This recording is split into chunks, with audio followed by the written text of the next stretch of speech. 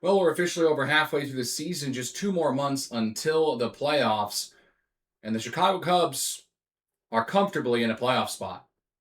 Welcome back to the Chicago Sports Corner. I'm Alex. Hope you're having a good day. And let's talk about the Chicago Cubs July that they just had.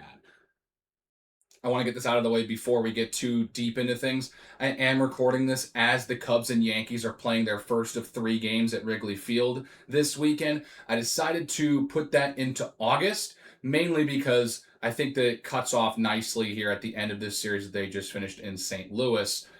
Plus, I didn't want to wait for the rest of the weekend to get this video out for you guys. So we're going to talk about everything leading up to this Yankees series. We're not going to be talking about the game that they're playing today against the Yankees, which, as I'm recording this, has already begun. First things first, the Cubs are a good baseball team, guys. They're second in their division, yes, but they're literally better than all but one team in the American League. The only team that is better than the Chicago Cubs that plays in the American League right now are the Tampa Bay Rays. The New York Yankees are second place in the American League, and they are 1 game behind the Cubs. So, the Cubs are a good baseball team. The downside is that one of the 2 best teams in the entire league is in their division. So it feels like this team is good, but not like on the cusp of being one of the best teams in baseball because they're second in their division, and the gap is 5.5 games too. That's what the crazy part is. If the Cubs played in the American League, they would be the second best team in the American League. They are 5.5 games behind first place in their own division.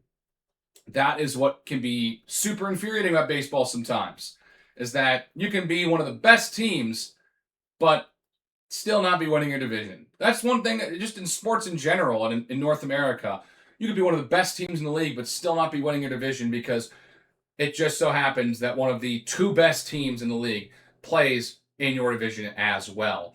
This time it's the Brewers yet again, honestly. And, of course it's the Brewers. But they're 5 games better than the White Sox right now, who would be in position to get a first round bye in the American League playoffs. They are 7 games ahead of the Texas Rangers, who lead the American League West. They're 5.5 games behind the lead in their own division. It's just how the sport works.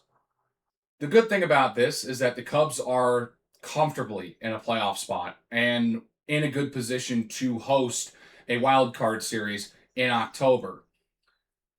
The sucky thing is that because they wouldn't win their division and they'd be the top wild card, in the second round in the divisional series, again, they'd have to go up against the top seed in the National League. Right now, that is the Dodgers. And I don't think there's anyone who wants to play the Dodgers right now. They've won back-to-back World Series, and they're looking for a three-peat. Though it would be so awesome to get a chance to ruin the three-peat, I will admit. But let's talk about the month that this team played to get to this point. They ended the month of June and subsequently started the month of July with a home series against the San Diego Padres. On July 1st, they mopped the floor with the Padres, winning 23-3. They have a day off, and they stay at home to welcome in their rival, the St. Louis Cardinals. And what happens on the first day? The first game they play?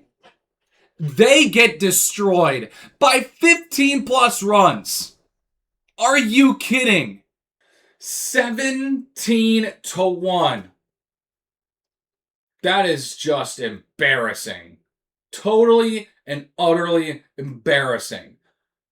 It's great. It's been this type of season for the Cubs, especially in the first half. Maybe one of the craziest first halves I've ever seen on a baseball team.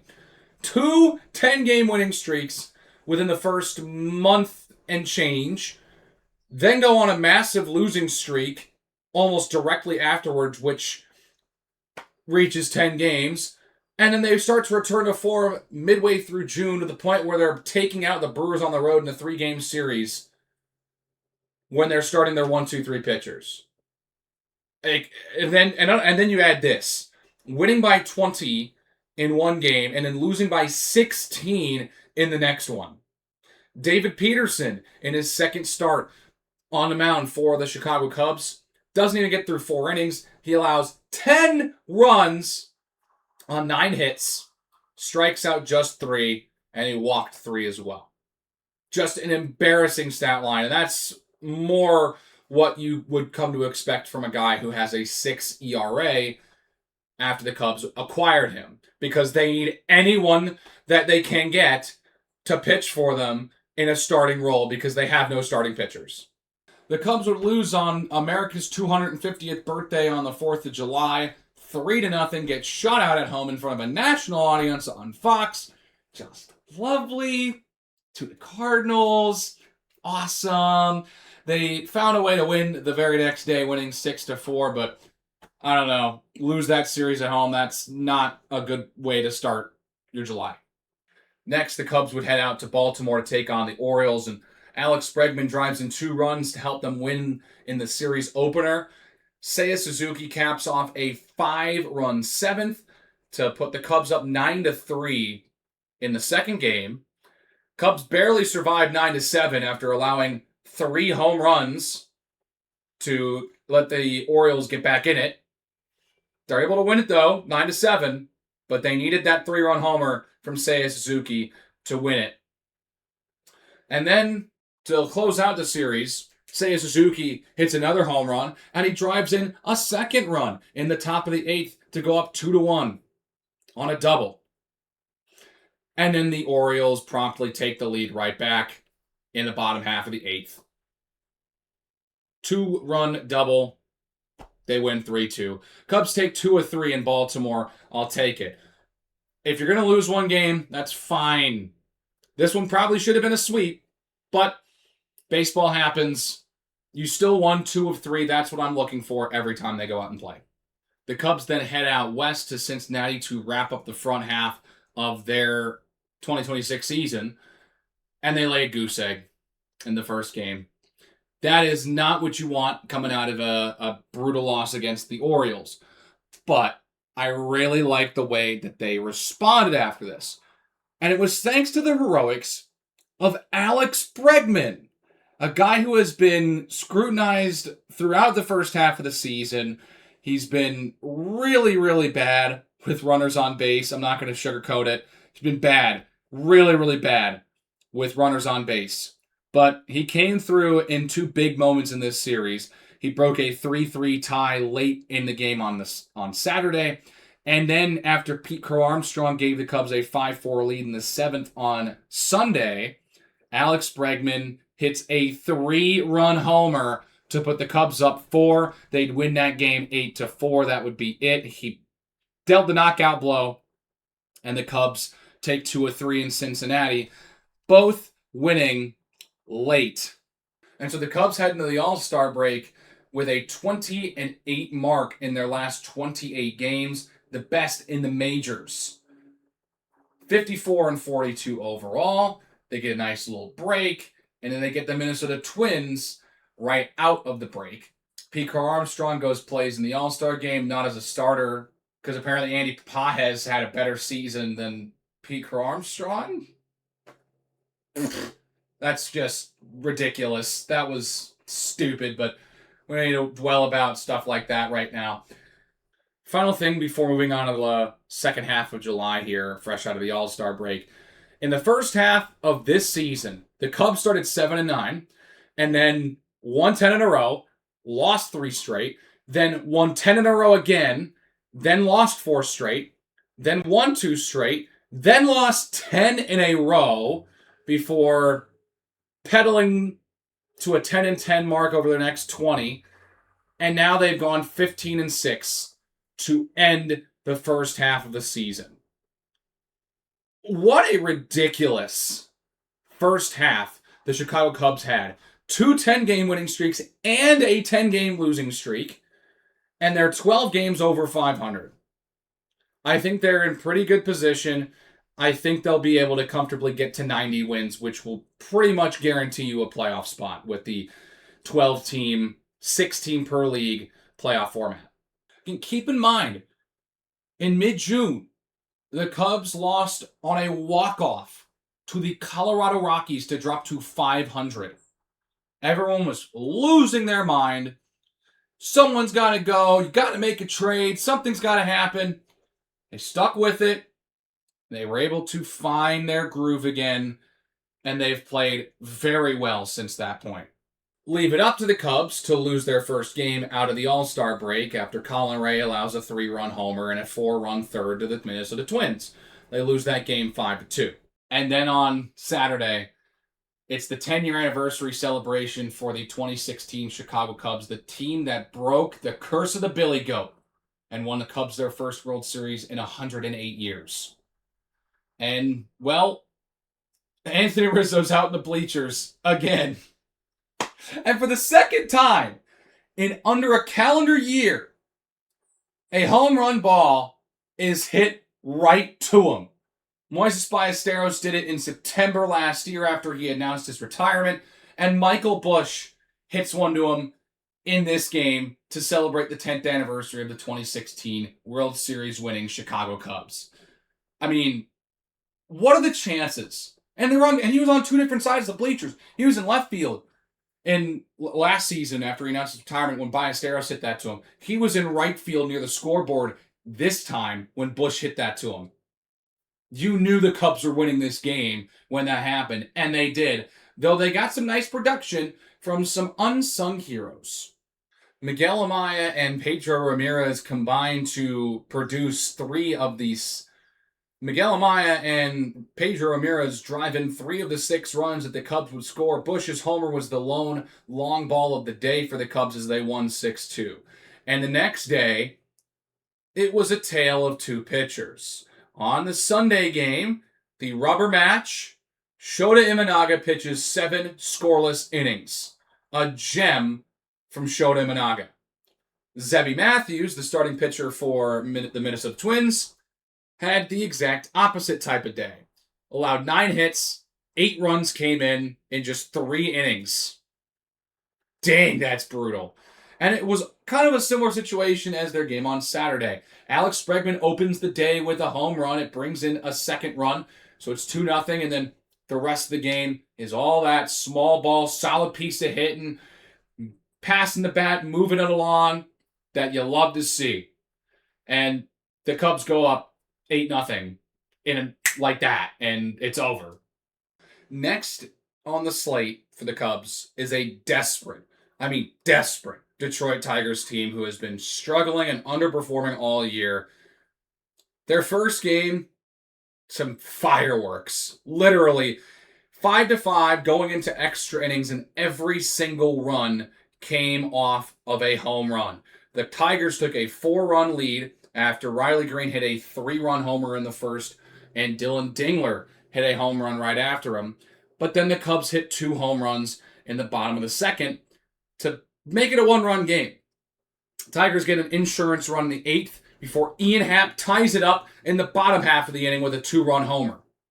The fireworks stopped in extras as the Tigers scored 3 runs on 2 singles from Dingler and Torkelson. Pedro Ramirez scored 1 on a force out to try and get the Cubs back into it, but they would fall 8-6 in the series opener. And then the next day, the Cubs offense wakes up and they take advantage of Framber Valdez, who lets up 6 runs in the first inning, and he gets pulled before the first inning's even over.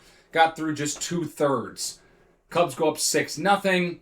I mean, the game's pretty much over at that point. Cubs gave the Tigers 2 mercy runs in the top of the 9th, 11-2 the final score. David Peterson, 6 2/3, didn't allow a run, just 3 hits allowed. I mean, sure, man. Sure. Let up 10 runs in 1 start, but go almost 7 full scoreless innings the next. Sure. Why not? Cubs would lose the series finale to lose the series outright. Hao Yu Lee with a 3-run homer in the 4th inning to put the Tigers up 4-1. They would win by 4 runs. 5-1 the final score. Cubs dropped this series, and they would head out to Pittsburgh for a week full of division showdowns. 7 consecutive divisional games against the Pirates and Cardinals due up for the Cubs, and it was a tightly contested first game in Pittsburgh. It was a close one. Pirates went up 1-0 in the bottom of the fifth. Pete Crow-Armstrong with a solo shot to tie it up at 1. That'd be the score going into extras. And then Dansby Swanson gives the Cubs a 2-1 lead before bases loaded walk would add an insurance run, which would prove to be the winning run, as the Pirates would score a run in the bottom half of the 10th. Cubs hold on to win 3-2. And then against Paul Skeens, destroy the Pirates the next day. Shota Imanaga wins the pitcher's duel by far, going over 6 innings and does not allow a run yet again. Paul Skeens, he allows 6 runs to come in. Under his watch, he gets through 5 1/3, and he didn't allow any runs until the 5th when Pete Crow-Armstrong hit a double to score a run. He came in to score after Seiya Suzuki hit a 2-run double later in that inning. Cubs go up 6-0, and that was the end of the day for Paul Skeens, and the Cubs were already in good position. They take advantage of it. Pete Crow-Armstrong with the icing on the cake in the 7th inning with a 2-run homer. The Cubs win 11-0 overall in this one, and they've already won this series in Pittsburgh. And then on Sunday, they're going to find a way to get a guy back, a starting pitcher back, someone who's already been in the rotation. He was kind of established. He's been with the team for a couple of years. Jameson Taillon is coming back. I'm just glad to see him pitching again. I mean, they've taken so much damage in the starting pitcher department this season. It's just nice to see someone get healthy again. And what? Oh my God. Man, that makes me sad. That frustrates me a lot. I always liked Taillon. I never thought that he was as bad as some people were suggesting he was. He, to me, was always a solid 4th or 5th starter, which is a guy that you need on a team. But that was... yikes. He struggled when he got to Chicago. He was coming off an injury. It felt like he was finding his groove throughout 2024, 2025. It felt like he was at his best with the Cubs, but yikes. This season has not been what he's been looking for, and man, that was rough. Allows 3 home runs in 2 innings. That nets 7 runs for the Pirates. They go up 7-1, and the Cubs put up a valiant effort to try and come back in this game. They would get 3 runs back right after to make it 7-4, but an insurance run for the Pirates would be too much to overcome, even though Seiya Suzuki hits a 2-run homer in the top of the 9th to make it a 1-run game. The Cubs lose 8-7. They nearly score their way out of a terrible, abysmal starting performance from Jameson Taillon. Shortly after this game, Jameson Taillon would be designated for assignment. He'd be DFA'd by the Cubs, and that's rough. You can tell his first start back from injury was just not what he was looking for. He was serving up meatballs right down the middle. And Cubs paid the price for it. He needs some more work. And it's going to suck, but that's what the sport's all about. You got to move on. And if he's not ready, and if he's not going to play to the abilities that this team knows he can, why throw him out there? And then we get to their most recent series against the St. Louis Cardinals. Things are heating up. The Cardinals are feeling pretty good about themselves. Jordan Walker won the home run derby. The Cardinals are playing well. They're kind of playing above what we thought they were going to be this season, which I got to say I'm not terribly surprised about. The Cardinals have kind of been like this for a long time. Maybe they're projected to have a down year. All of a sudden, guys start overperforming, guys start playing well, and what do you know, they're in the playoff conversation again. So they're looking to challenge because they're currently in that wild card fight in the National League. And the Cubs take the first 2 games from 7-3 and 10-2. David Peterson, despite allowing 2 runs, pitches a nice outing in the first game. And the Cubs are able to score consistently against Liberatore, and they win it 7-3. Alex Bregman hits another home run. Nico Horner with an insurance homer in the 9th to put him up 7-3. I like what I see in this game. Bregman and Horner also had other moments where they drove in runs as well in that game. They did the heavy lifting in the first game. The second game was not nearly as stressful. Ian Happ puts the Cubs up 2-0 in the top of the first.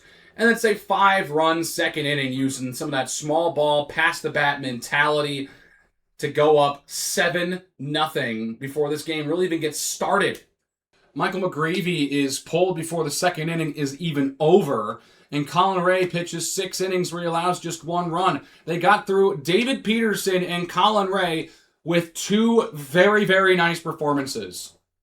That is huge in a series like this. Big-time performances from those two, and the Cubs offense backed them up.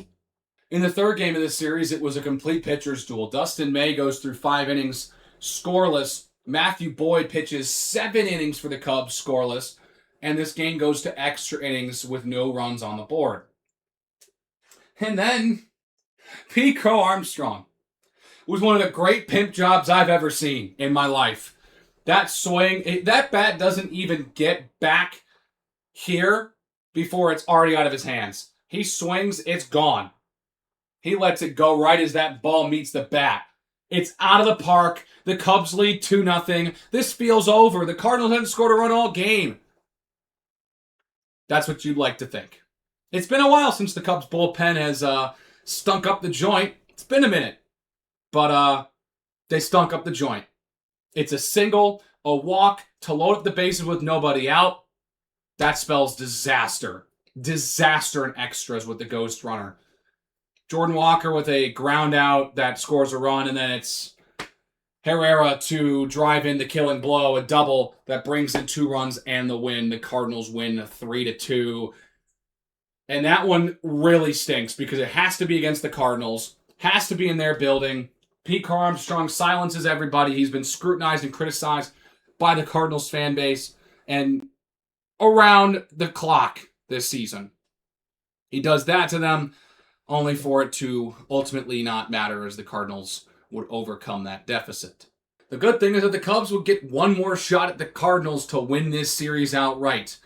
And they go to extras again. This time it'd be a 2-2 ball game going to the extra frame as a couple of solid hits from the Cubs drive in 2 runs. J.J. Weatherholt ties up the game in the bottom of the 7th. We go to extra innings.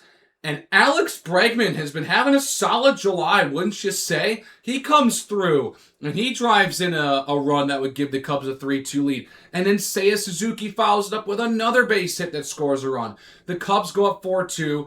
The defense holds, the pitching staff doesn't blow it, and they hold on to win this one in extras 4-2.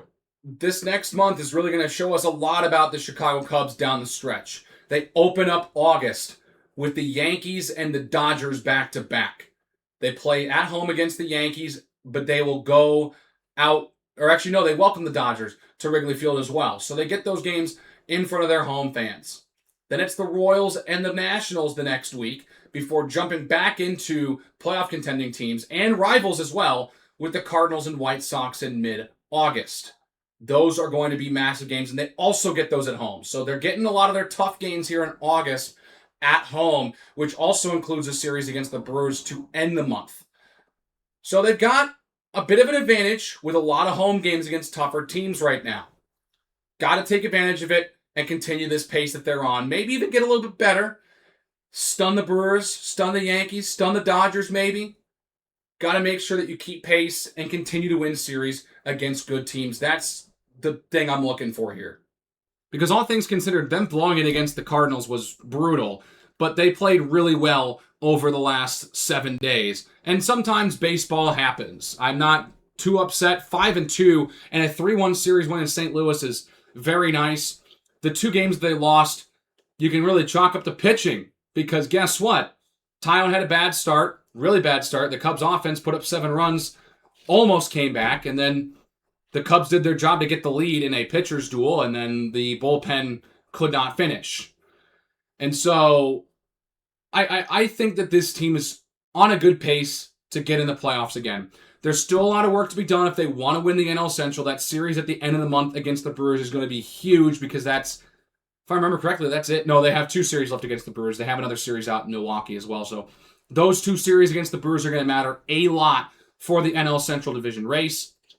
They've got a month to try and make up some ground to maybe potentially make that series and those two series, because they've played relatively close together, kind of for the division. They really have a chance to make those series matter a whole lot more than they do right now. So I think that this month is going to tell us a lot about the Cubs and where they're headed, and if they can really challenge for an NL Central Division title. And if they're able to overcome this deficit, they're most likely going to be getting a first-round bye in the NL playoffs, which I think would be huge for this team, to not have to play in the wild card round and to not have to play the Brewers, who would most likely get the top wild card. I mean, at this point, it really feels like whoever doesn't win the NL Central between the Cubs and the Brewers will be the 4 seed, and whoever does will be the 2 seed, depending on whether or not what happens with the Dodgers, right? And if you can catch them, which is not easy. But that's what it looks like right now. And so you got a big month coming up for the Cubs, leading into 2 series in the span of 10 days against the Milwaukee Brewers. So that's it for this one. And guys, the next time I talk to you in one of these videos, we're talking Bears football. The Bears are back this month. They're playing preseason games in a couple weeks. Boy, am I excited for that. But I'm also excited to see what the Cubs can do over the next month while they continue their playoff push as we all get ready for Bears football season in a football town out on the lakefront. So thanks for stopping by the Chicago Sports Corner. Hope you enjoyed your time. Please give this video a like if you enjoyed it. Hit the subscribe button if you really liked it and want to see more content from me and are excited for the 2026 Chicago Bears season. Want to see content on that? Go ahead and click that subscribe button. Keep the conversation going in the comment section below. How do you feel about the Cubs right now? What is the mentality that you have going into this big August, leading into those series against the Brewers in early September? That's all for me. Without further ado, I will see you all in the next one. Take care.